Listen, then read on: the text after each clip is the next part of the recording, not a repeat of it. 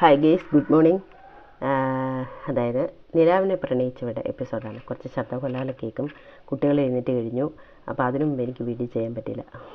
Okay, അപ്പോൾ നമുക്ക് കേട്ട് തുടങ്ങാം. മാളു ഏട്ടൻ്റെ പേരിൽ അർച്ചനയൊക്കെ നടത്തി. മൃത്യുഞ്ജയ ഹോമത്തിലുള്ള കാശടച്ച് രസീത് വാങ്ങി. പതുക്കെ ചുറ്റമ്പല മൂന്നിട്ട് കറങ്ങി പ്രാർത്ഥന കഴിച്ചു. പതുക്കെ നടയിറങ്ങി പുറത്തേക്ക്. ദൂരെ നിന്ന് ഇവൾ കണ്ടു അൽമര ചുട്ടിൽ തന്നെ നോക്കി നിൽക്കുന്ന ഗോപൻ സാറിനെ. അവൾ ആ ഭാഗത്തേക്ക് നോക്കിയതേയില്ല. തൻ്റെ ഒരു നോട്ടം കൊണ്ട് പോലും സാറിന് ഒരു പ്രതീക്ഷയും കൊടുക്കരുതെന്ന് അവൾക്ക് നിർബന്ധമുണ്ടായിരുന്നു. പക്ഷേ ഗോപൻ അറിയാം അവൾക്ക് തന്നെ ഇഷ്ടമാണെന്ന്. ഈ ഒഴിഞ്ഞു മറ്റും എന്തുകൊണ്ടാണെന്നും ഗോപൻ അറിയാം. അതൊക്കെ ഞാൻ തിരുത്തം പെണ്ണേ, എനിക്ക് നിന്നെ വേണം. ഈ ദേവിയുടെ നടക്കിൽ നിന്നാണ് ഞാൻ പറയണേ. ഗോവിൻ്റെ പെണ്ണ് നീ തന്നെയാണ്. അവൻ തന്നോട് തന്നെ പതുക്കൊരു വിട്ടു. മാളൂട്ടി നടന്നു. പ്രസിദ്ധമായ അറക്കൽ തറവാടിന് മുമ്പിലെത്തി. അവിടെ കണ്ണുകൾ ആരെയോ അവിടെ തിരയുന്നുണ്ട്.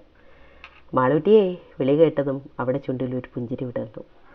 ഇബ്രഹാം സെറ്റിൻ്റെ ഒരേ ഒരു മകൾ ദുവ മിൻസാരിയ, നമ്മുടെ കഥാനായിക. ഇങ്ങനെ പറഞ്ഞാൽ പോരാ, അഡ്വക്കേറ്റ് ദുവ മിൻസാരിയ എന്ന് പറയേണ്ടി വരും. ഇതാണ് നമ്മുടെ കഥാനായിക. മാളൂട്ടി തിരിഞ്ഞു നിന്നു. എന്തേ, സുൽത്താനിക്ക് ഭയങ്കര സന്തോഷം? അതേടി, ഞാൻ സന്തോഷിക്കും. എൻ്റെ സുൽത്താൻ എന്ന് വരും, പിന്നെ ഞാൻ സന്തോഷിക്കണ്ടേ? അവിടെ ആ സന്തോഷം കണ്ടപ്പോൾ മാളൂട്ടിക്ക് പിന്നെ ഒന്നും പറയാൻ തോന്നിയില്ല. കിഷോർ ഏട്ടനെ പോലെ ഏട്ടനെ ചങ്ക് പറിച്ചു കൊടുത്ത് സ്നേഹിക്കുന്ന മറ്റൊരാൾ, അത് ദുവ അല്ലാതെ വേറെ ആരാണ്? പക്ഷേ കിഷോർ ഏട്ടൻ്റെ സ്നേഹം ഏട്ടനറിയാം. ഈ സ്നേഹമോ? അവൾക്ക് ദുവയോട് സഹതാപം തോന്നി.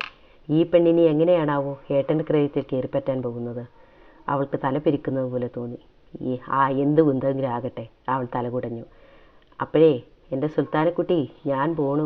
കുറേ നേരമായി രണ്ടുപേരും കൂടി സംസാരം തുടങ്ങിയിട്ട് അവൾ യാത്ര ചോദിച്ച് വീട്ടിലേക്ക് നടന്നു. മാളൂട്ടിയെ, ഞാൻ വൈകിട്ട് വീട്ടിലേക്ക് വരാം കേട്ടോ, അവൾ ഉറക്കെ വിളിച്ചു പറഞ്ഞു. മാളൂട്ടിക്ക് ചിരി വന്നു. ഏട്ടനെ കാണാനല്ലേ പോരെ, അവൾ മറുപടി കൊടുത്തു. എങ്ങനെയല്ല എന്ന്?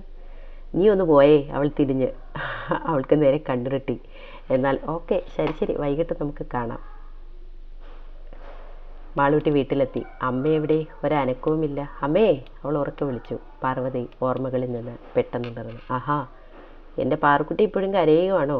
എന്തിനാ അമ്മേ, ഏട്ടനിന്ന് വരില്ലേ? അതെ, വരും മോളെ. അവർ കണ്ണീർ തുടച്ചു. പിന്നെ രണ്ടുപേരും ചേർന്ന് ആദിക്കിഷ്ടമുള്ളതെല്ലാം ഉണ്ടാക്കി വെച്ചു. ആ വീടിന് വല്ലാത്ത ഉണർവ് വന്നതുപോലെ തോന്നി. സമയം 12:40.